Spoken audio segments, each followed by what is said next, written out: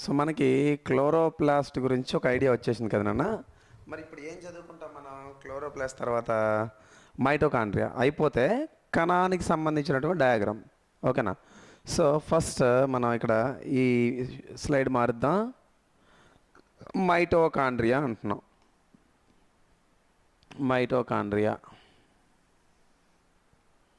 Mitochondria గురించి మనం direct bits expect చేయొచ్చు, కానీ ఇంతకుముందు బిట్స్ వచ్చేటివి మైటోకాండ్రియా మీద ఇప్పుడు తగ్గినాయి. ఎందుకు తగ్గినాయి అంటే రెగ్యులర్ అయిపోయింది అనమాట. దీని గురించి ఇప్పుడు అలవాటుగా అయిపోయింది టాపిక్ అంతా కూడా మొత్తం అందరికీ.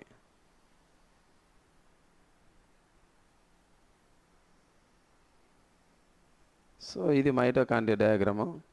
మైటోకాండ్రియా లోపల ఇలా మడతల లాంటి నిర్మాణాలు ఉంటాయమ్మా. ఓకేనా? సో మడతల వంటి నిర్మాణాలను ఏమంటామంటే మనం క్రిస్టే అంటారు. ఏమంటారండి? క్రిస్టే. దీన్ని ఏమంటారు? క్రిస్టే అంటారు. గుర్తుపెట్టుకోండి. ఈ మడతల వంటి నిర్మాణంలో ద్రవరూప పదార్థం ఉంటుంది. ద్రవరూప పదార్థాన్ని మాత్రిక లేదా మ్యాట్రిక్స్ అని పిలుస్తారు. ఏమని పిలుస్తారండి? మ్యాట్రిక్స్ అని పిలుస్తారు.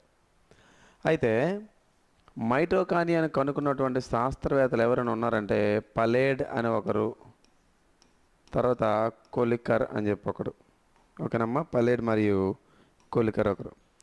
మైటోకాండ్రియాకి పేరు పెట్టింది ఎవరంటే సి బెండా అని అంటారు. ఏమంటారండి? సి బెండా. గుర్తుపెట్టుకోండి. మైటోకాండ్రియాకి బాహ్యత వచ్చి ఇది అంతర్గత వచ్చి ఇదంతా సి బెండా అన్న. అయితే మైటోకాండ్రియా ఏం చేస్తుందంటే శక్తిని ఏటీపీ రూపంలో ఉంచుతూ ఉంటుంది. శక్తిని ఏటీపీ రూపంలో ఉంచి శరీరానికి ఎప్పుడు కావాలంటే అప్పుడు సప్లై ఇస్తుంది. ఏమిస్తుంది అంటే సప్లై ఇస్తుంది. అందుకే దీన్ని మనం ఏమన్నా అంటే కణశక్తియ భాండాగారం అని చెప్తాం. ఓకేనా? ఇంగ్లీష్లో power house of the cell అని చెప్తాం. ఓకేనా? అయితే ఒక ఏటీపీ అంటే ఎంత అంటే ఒక ఏటీపీ అంటే 7200 క్యాలరీస్ అమ్మా. ఏంటి? 7200 క్యాలరీస్. గుర్తుపెట్టుకోండి. ఏటీపీని కనుక్కున్నాడు ఎవరంటే లాహ్మన్ అని ఒక శాస్త్రవేత్త, తర్వాత ఫ్లిస్కీ ఒకరు, తర్వాత సుబ్బారావు ఒకరు. లాహ్మన్, ఫ్లిస్కీ, సుబ్బారావు ఇలా ముగ్గురు కనుక్కోవడం జరిగిందనమాట. ఒక లాహ్మన్, ఫ్లిస్కీ, సుబ్బారావు ఇలా ముగ్గురు కలిపి దీన్ని కనుక్కోవడం జరిగింది. ఇలాంటి మైటోకాండ్రియా మనకి శుక్రకణంలో కూడా కనబడుతూ ఉంటుంది. అందులోండి శుక్రకణం, దాన్ని స్పర్మ్ సెల్ అంటారు. ఓకేనా? శుక్రకణంలో కూడా మనకు కనబడుతూ ఉంటుంది అనమాట. అది కొంచెం ఇంపార్టెంట్. ఇలాంటి మైటోకాండ్రియా అనేది ఏదైతే ఉందో, మైటోకాండ్రియా అనేది శరీరంలో ఉన్న భాగాలకి శక్తిని అందిస్తూ ఉంటుంది. సో మైటోకాండ్రియా ఎప్పుడు కూడా పాస్పేట్ బాండ్స్ని అటు ఇటు సఫల్ చేస్తూ ఉంటుంది అనమాట. ఓకేనా? సో ఏటీపీ కాస్త పాస్పేట్ అవ్వడం, మళ్ళీ ఏడీపీగా మారడం, మళ్ళీ ఏటీపీ మళ్ళీ ఏడీపీ అవ్వడం, ఇలా కంటిన్యూస్గా రెగ్యులరైజ్ అవుతూ ఉంటుంది అనమాట. సో ఇది గుర్తుపెట్టుకోండి. సో మనకి ఇక్కడతో క్లోరోప్లాస్ట్ అనేది అయ్యింది. క్లోరోప్లాస్ట్ తర్వాత మనం గుర్తుపెట్టుకోండి, క్లోరోప్లాస్ట్ అయిపోయింది, మైటోకాండ్రియా అయిపోయింది. దీని తర్వాత కణం డయాగ్రమ్ వేసి కణాన్ని గురించి మొత్తం కూడా మనం డిస్కస్ చేయడం అనమాట. ఓకేనా? కణం గురించి కూడా మొత్తం అంతా కూడా డిస్కస్ చేయడం ఏదైతుందో అది మనం తెలుసుకునే ప్రయత్నం చేద్దాం. ఓకేనమ్మా? సో దీంతో మనకి ఈ నెక్స్ట్ వీడియో కణం డయాగ్రమ్ ఏదైతుందో ఆ కణంతో పాటు కంప్లీట్గా మనం ఈ లెసన్ అంతా పూర్తి చేసుకున్నట్టుగా మనం చెప్తూ ఉంటాం. ఓకేనండి? రైట్. ఓకేనమ్మా? మరి ఇంట్రడక్షన్లో కణం అంటే ఏంటి, వాట్ ఈజ్ వాట్ అని చెప్పి మీరు తెలుసుకున్నారు. ఇప్పుడు మనం ఏం చేద్దామంటే వృక్ష కణము మరియు జంతు కణం ఏదైతే ఉందో ఈ రెండింటిని కలిపి మనం ఒక డయాగ్రామ్ వేద్దాం. ఓకేనమ్మా? ఈ డయాగ్రామ్లో నేను ఏం చేస్తానంటే డయాగ్రామ్లో డేటా మొత్తం పార్ట్స్ రాసేసి ఇక్కడే నేను డేటా అంతా రాసి పెట్టేస్తాను మీకు. ఓకేనా? సో జాగ్రత్తగా మీరు గమనిస్తే వృక్ష కణము మరియు జంతు కణం ఏదండి? వృక్ష కణము మరియు జంతు కణం. సో వృక్ష కణము మరియు జంతు కణానికి సంబంధించి రెండు కలిపి ఒకే డయాగ్రామ్లో మనం అబ్జర్వ్ చేద్దాం. ఓకేనా? So you know very well that plant cells and animal cells, there are the two types of cells that depends upon the presence of the plasma membrane as well as the cell wall which is present in the plants. అంతే కదండి. So that there are two membranes that are present in the plant cell. They are nothing but cell wall and the plasma membrane. Whereas in the animal cells we can see only the plasma membrane, because the complexity of the organisms entirely depends upon the nature of the cell. ఆ cell యొక్క తత్వాన్ని బట్టి ఆ జీవిలో ఉన్నటువంటి క్రియలు కానీ ఆ జీవిలో ఉన్నటువంటి కణాలు కానీ everything that depends upon the makeup, that is the physical makeup of the particular things. అంతే కదండి. సో ఇప్పుడు మనం ఏం చేద్దామంటే we will discuss about the plant cell and animal cell in a single diagram. ఓకేనండి. సో మొదటిగా మనం తీసుకుంటే మనకేందయ్యా అంటే ఇక్కడ సో కణానికి బయట కనిపిస్తున్నటువంటి భాగం ఏదైతే ఉందో దీనిని మనం ఏమంటామంటే కణత్వచం అని చెప్పేసి పిలుస్తాం సార్. ఏమని పిలుస్తాం సార్? కణత్వచం అని చెప్పేసి పిలుస్తూ ఉంటాం. కణత్వచాన్నే నేనేమంటానంటే సెల్ వాల్ అని చెప్పేసి అంటాను సార్. ఏమంటానండి? Cell wall. ఓకేనా? ఒక్కొక్కటిగా మనం మాట్లాడుకుంటుంది, ఒక్కొక్క దాని ఫంక్షన్స్ అంతా ఇదే వీడియోలో మనం నేర్చేసుకోవాలా. సెల్ వాల్, ఈ లోపల ఉన్నటువంటి దాన్ని ఏమంటామంటే మనం కణత్వచం అని చెప్పేసి అంటారు సార్. ఓకేనా? సో ఇక్కడ కణత్వచం అన్నాను, టెర్మినాలజీ రాంగ్ అండి, కణకవచం అనాలి. ఓకేనా? సో ఇదేందయ్యా అంటే కణకవచం, ఇదేందండి కణత్వచం. ఓకేనా? ముందు మీకు చెప్పాను ఇవేంటి, వాట్ ఈజ్ వాట్ అని. సో కణత్వచం. సో దీన్నే మనం సెల్ మెంబరేన్ అని చెప్పేసి పిలుస్తాం సార్. ఏమని పిలుస్తాం సార్? Cell membrane. ఆర్ దీనికి ఇంకో పేరు ఏంటండి? ప్లాస్మా మెంబరేన్ అమ్మా. దీని పేరేంటి? ప్లాస్మా మెంబరేన్ అమ్మా. జాగ్రత్తగా గుర్తుపెట్టుకుంటారు. ఓకేనా? అండ్ అదేవిధంగా ఈ కణానికి సంబంధించి మనకి కణం మధ్యలో, ఓకేనమ్మా, కణం మధ్యలో మనకి ఇగోండి కణం మధ్యలో మనకు ఒక నిర్మాణం కనబడతా ఉంటుంది. ఈ కణం మధ్యలో ఉన్నటువంటి నిర్మాణం లోపల మనకి దారాల వంటి నిర్మాణాలు కూడా కనబడతా ఉంటాయి. ఈ లోపల ఇలా దారాల వంటి నిర్మాణాలు కూడా we can see a thread like structures which is present inside the nucleus. అయితే ఈ భాగాన్ని నేను ఏమని పిలుస్తున్నాను సార్? ఇక్కడ ఉన్నటువంటి దీనినే మనం ఏమంటామంటే కేంద్రకం అని చెప్పేసి పిలుస్తూ ఉంటారు. ఏమంటారండి? కేంద్రకం అంటారు. ఏమంటారు? కేంద్రకం. సో దీన్నే మనం we can call it as nucleus అని చెప్పేసి అంటారండి. ఓకేనా? న్యూక్లియస్ అని చెప్పి అంటారు. సో తెలుగులో దీనిని మనం కేంద్రకం అని చెప్పేసి మనం పిలుస్తూ ఉంటారు.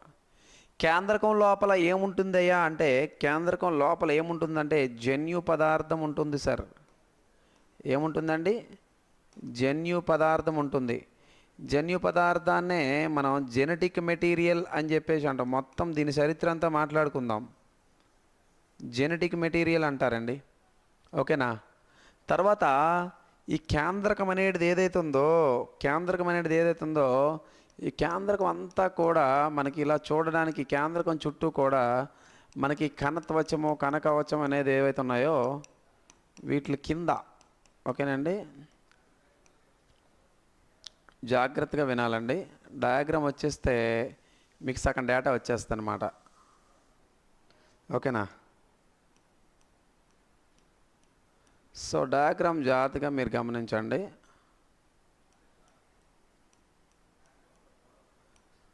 సో కేంద్రకం చుట్టూ మనకి కణత్వచానికి కణకవచానికి లోపల అంటే రెండింటికి మధ్యలో అని కాదు, కణత్వచం కింద కేంద్రక త్వచం పైన. జాగ్రత్తగా వినండి. కణత్వచం కింద కేంద్రక త్వచం పైన. జాగ్రత్తగా వినండి అమ్మా.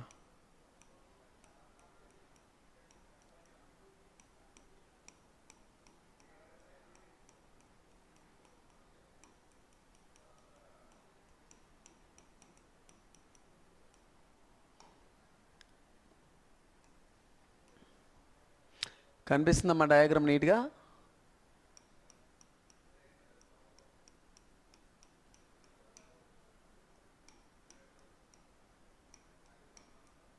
సో ఈ లోపల నిర్మాణం చూడండి జాగ్రత్తగా.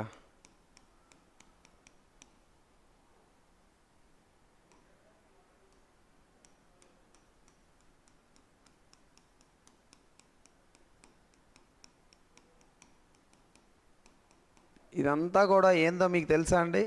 ఇదంతా కూడా మనం ఏమని పిలుస్తాం? ఏమని పిలుస్తాం? ఐడియా వచ్చిందా ఇదంతా ఏంటో?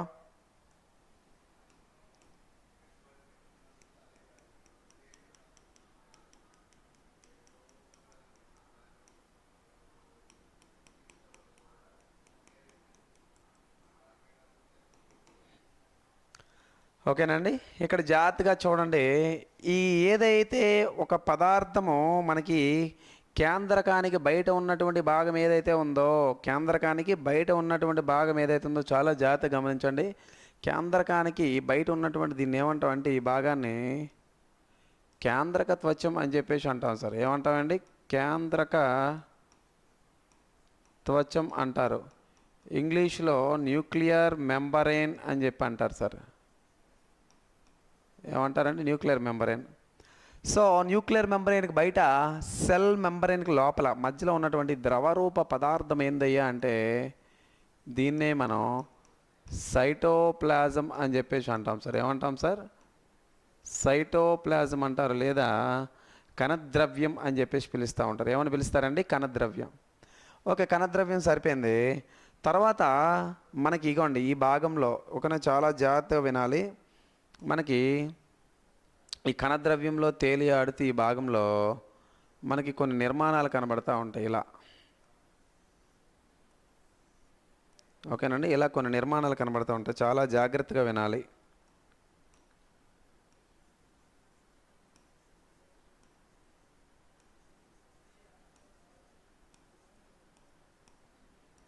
ఇలా కొన్ని నిర్మాణాలు ఉన్నాయమ్మా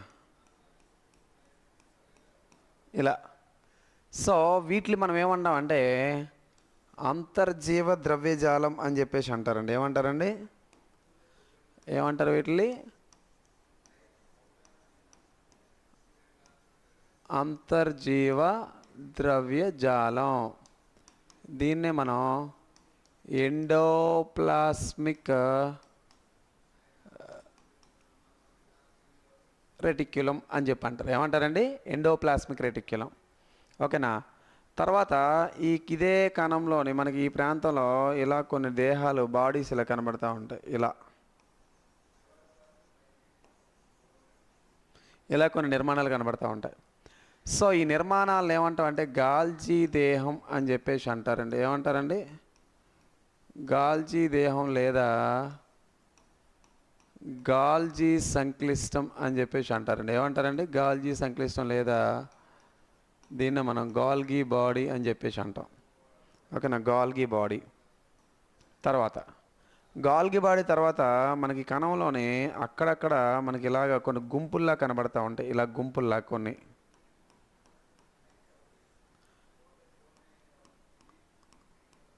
కణంలో ఇలా గుంపుల్లాగా కొన్ని నిర్మాణాలు కనబడుతూ ఉంటాయి. ఈ గుంపుల్లాంటి నిర్మాణాలని మనం ఏమంటాం అంటే రైబోజోమ్స్ అని చెప్పి అంటారండి. ఏమంటారండి? తెలుగులో రైబోజోములు అని చెప్పేసి అంటారు. ఏమంటారండి? రైబోజోములు. ఈ రైబోజోములు కాకుండా మధ్య మధ్యలో ఇలా మళ్ళీ మనకి కొన్ని నిర్మాణాలు కనబడుతూ ఉంటాయి.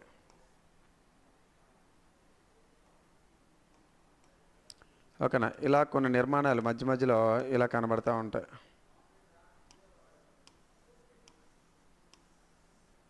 ఇలా అంటే మొత్తం అంతా కనబడుతూ ఉంటాయి. సో మరి వాటిని మనం ఏమని పిలుస్తాం సార్? వీటిని ఏమంటాం అంటే లైసోజోమ్స్ అని చెప్పి అంటారు సార్. ఏమంటారండి? లైసోజోమ్స్.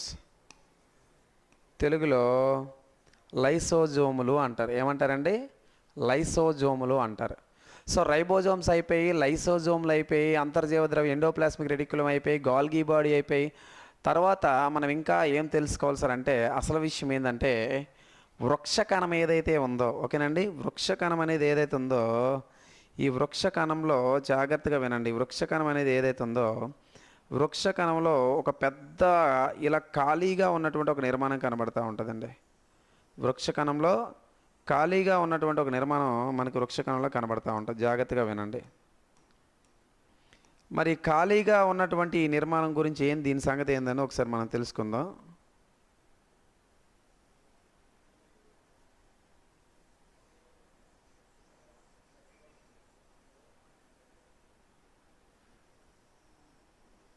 సో వృక్ష కణంలో ఖాళీగా ఉన్నటువంటి నిర్మాణం ఏంది? ఏమ్మా, వృక్ష కణంలో ఖాళీగా ఉన్నటువంటి ఈ నిర్మాణం ఏంది? చాలా జాగ్రత్తగా వినాలి అభ్యర్థులు. డయాగ్రామ్ అనేది కాస్త లేట్ అయినప్పుడు కూడా మీకు బల్క్ నాలెడ్జ్ వచ్చేసేయాలి దీని మీద. ఓకేనమ్మా? వృక్ష కణంలో ఈ ఖాళీగా ఉన్నటువంటి నిర్మాణం పేరేందో మనం తెలుసుకోవాలి. సో వృక్ష కణంలో ఉన్నటువంటి ఖాళీగా ఉన్నటువంటి నిర్మాణాన్ని ఏమంటామంటే మనం వాక్యూోల్ అంటారు. తెలుగులో అయితే రిక్తిక అంటారండి. ఏమంటారండి? వాక్యూోల్ అంటారు. లేదా దీన్ని ఏమంటాము? రిక్తిక అని చెప్పేసి అంటాం. ఏమంటామండి? రిక్తిక.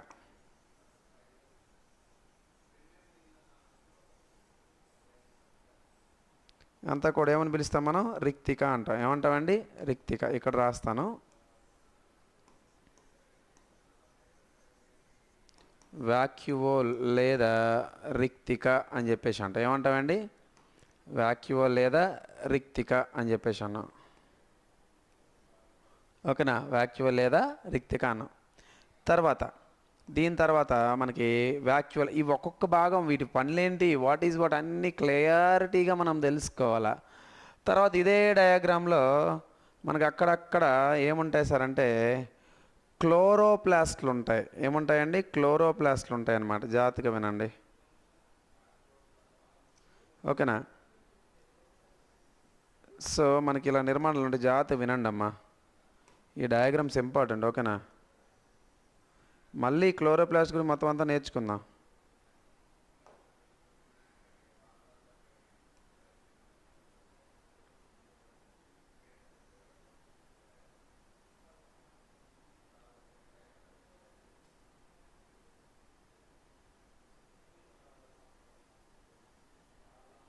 సో ఇట్లా మనం తీసుకుందాం.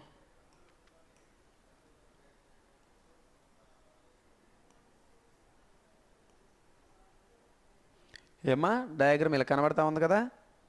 జాగ్రత్త వినండి. నీట్గా మనం డ్రా చేద్దాం.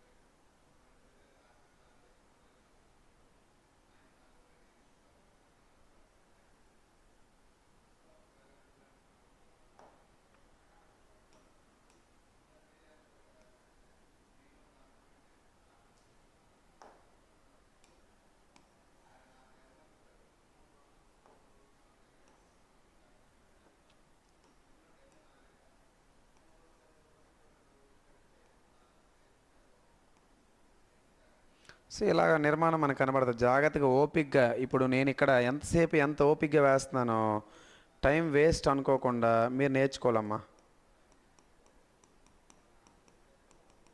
ఓకే? సో దీని పేరేంటి? దీని పేరేంటంటే క్లోరోప్లాస్ట్ అంటారండి. ఏమంటారండి? క్లోరోప్లాస్ట్. మరి క్లోరోప్లాస్ట్ తెలుగులో ఇంకా తెలుగు టర్మ్లు ఏమంటామంటే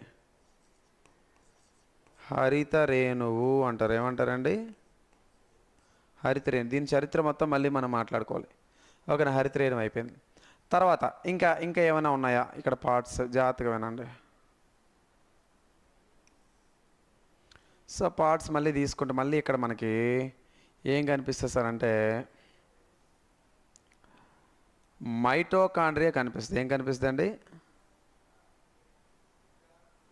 సో ఇందులో మైటోకాండ్రియా అని చెప్పి ఒక నిర్మాణం కనబడుతూ ఉంటుంది ఇలాగా. ఈ మైటోకాండ్రియాకి పేరు పెట్టింది ఎవరంటే సి బెండా. ఎవరండి? సి బెండా. దీని పేరేంటి? మైటోకాండ్రియా.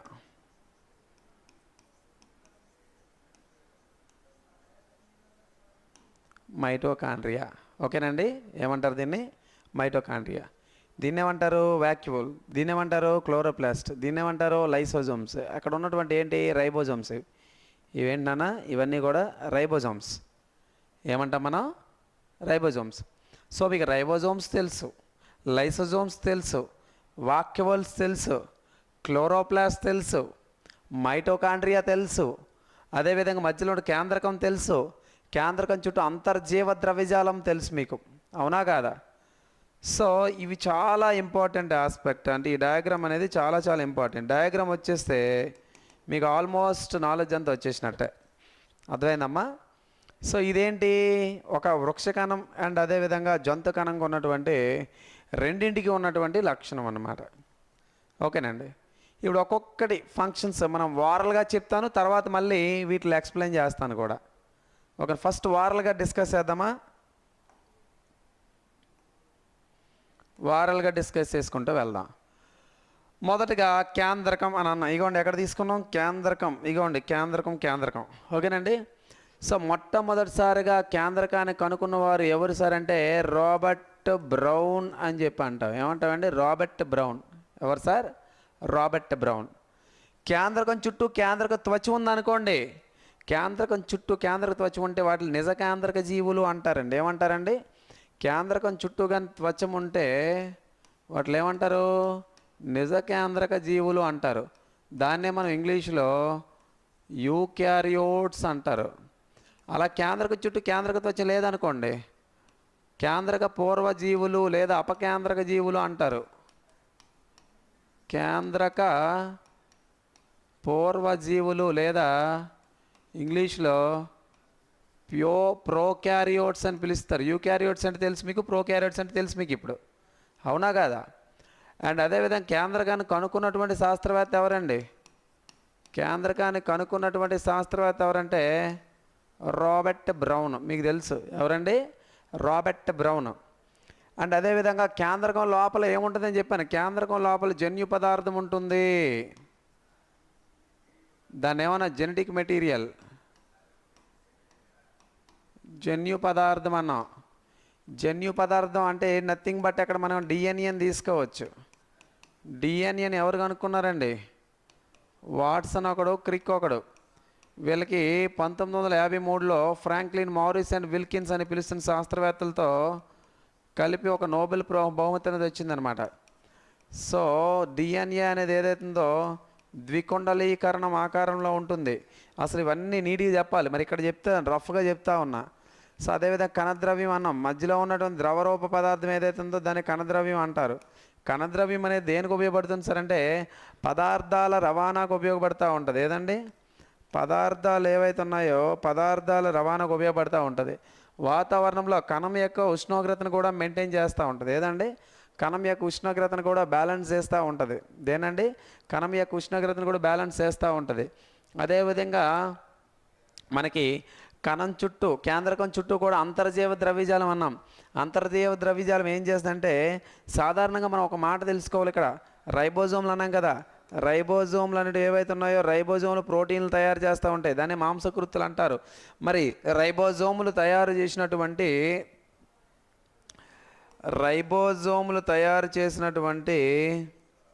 మాంసకృతులు లేదా ప్రోటీన్స్ ఏవైతే ఉన్నాయో ఆ ప్రోటీన్లు రవాణా చేయడానికి ఉపయోగపడేదే మనకి అంతర్జీవ ద్రవ్యజాలం. ఒకవేళ అంతర్జీవ ద్రవ్యజాలం మీద రైబోజోమ్లు ఉన్నాయనుకోండి, అంతర్జీవ ద్రవ్యజాలం మీద రైబోజోమ్లు ఉంటే దాన్ని డ్రఫ్ ఎండోప్లాస్మిక్ రెటిక్యులం అంటారు. సో దాన్ని ఏమంటారంటే గరుకు అంతర్జీవ ద్రవ్యజాలం అంటారు.